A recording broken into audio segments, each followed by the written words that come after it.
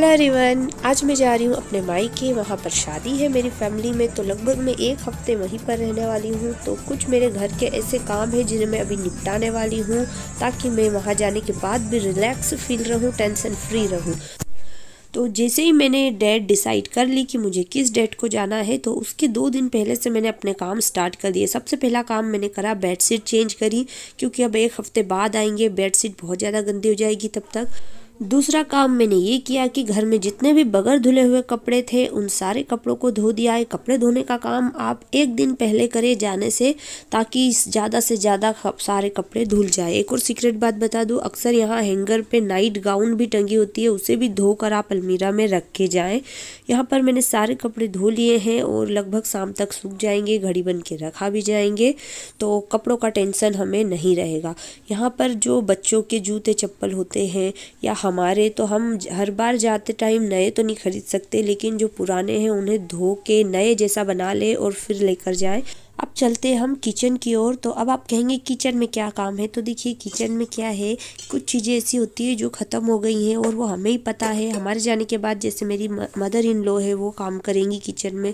जब वो देखेंगी कि इसमें ये चीज़ नहीं है, उसमें वो चीज़ नहीं है, तो फिर उनको गुस्सा आएगा और फिर वो चिड़चिड़ करेंगी, तो इसलिए बेहतर है कि आप जो जो चीज़ें नहीं है वो उन्हें बता के जाए कि दाल ख़त्म हो गई है, नमक के डब्बे में नमक ख़त्म हो गया तो उसे भर दे, जो चीज़ हमारे पास है उससे डब्बे में फिल कर दे, ताकि उन्हें कोई प्रॉब्लम ना हो। तो मैं कोशिश करती हूँ कि हमारे जाने के बाद किसी को कोई दिक्कत ना हो हमारी वजह से, कि बहू ऐसा काम करके गई या वैसा करके गई और हम परेशान हो रहे। तो ज़्यादा से ज़्यादा कोशिश मैं यही करती हूँ कि सारा काम अच्छे से करके जाऊँ, ताकि किसी को कोई प्रॉब्लम ना हो।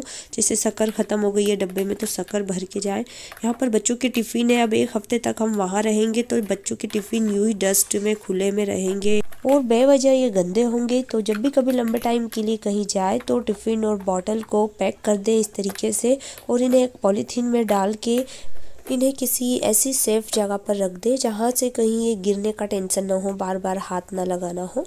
चलिए अब नेक्स्ट काम कर लेते हैं। तो यहाँ पर प्याज की कट्टी आई हुई थी, तो इसे भी बास्केट में भर देते हैं। मेरे पास ये स्टील की बास्केट है जिसमें हम प्याज और लहसुन को रखते हैं और आलू को हम फ्रिज में रखते हैं, ताकि बहुत लंबे टाइम तक चले। तो यहाँ पर अब मेरा बैग की पैकिंग लगभग हो चुकी है, लेकिन कुछ चीज़ें जो हमें ज़रूर याद से लेकर जाना चाहिए। जैसे अगर शादी है वहाँ पर, तो बच्चों के लिए नई सैंडल वगैरह है जो शादी के हिसाब की, उसे अलग से रख के लेके जाएँ।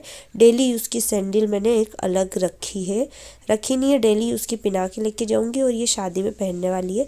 साथ ही एक हैंकी, 1 या 2-3 हैंकी ज़रूर रखें अगर साथ में बच्चे हैं आपके। तो ये चीज़ें क्या है, वहाँ पर हम फिर ढूंढते रहते हैं। और एक और चीज़ जो बहुत काम की है कि ब्रश और फेस वाश ये ज़रूर लेके जाए। अक्सर हम इसे भूल जाते हैं, फिर वहाँ पर हमें नया ख़रीदना पड़ता है, बेवजह हमारे पैसे भी खर्च होते हैं और परेशान होते हैं हम। तो इसे किसी छोटी वाली चेन में रखें कि आसानी से मिल जाए ये। साथ ही बच्चे साथ में जा रहे तो उनकी मेडिसिन ज़रूर रख ले, सर्दी खांसी बुखार की तो रख ही ले, क्योंकि ये तो कॉमन है, कहीं पर भी हो जाता है। तो हमें छोटी छोटी सी प्रॉब्लम के लिए हॉस्पिटल ना जाना पड़ेगा। जब आप जाएँ तो आपके रूम को क्लीन करके जाएँ, झाड़ू लगा दे, चीज़ों को सही जगह पे रख दे, क्योंकि अब आप तो चले जाएंगे, लेकिन आपके जाने के बाद जो भी रूम में आएगा वो आपके बारे में एक अच्छी थॉट नहीं रखेगा और वो सोचेंगे कि आप एक ऑर्गेनाइज्ड पर्सन नहीं है। तो अब हम हमारे सफ़र पे निकल चुके हैं और अपने घर जाने की खुशी सभी को होती है। तो जाने से पहले अपने कुछ ज़रूरी काम ज़रूर करके जाए, ताकि किसी पे हम बर्डन ना बने। लाइक और सब्सक्राइब करना ना भूले। Thank you.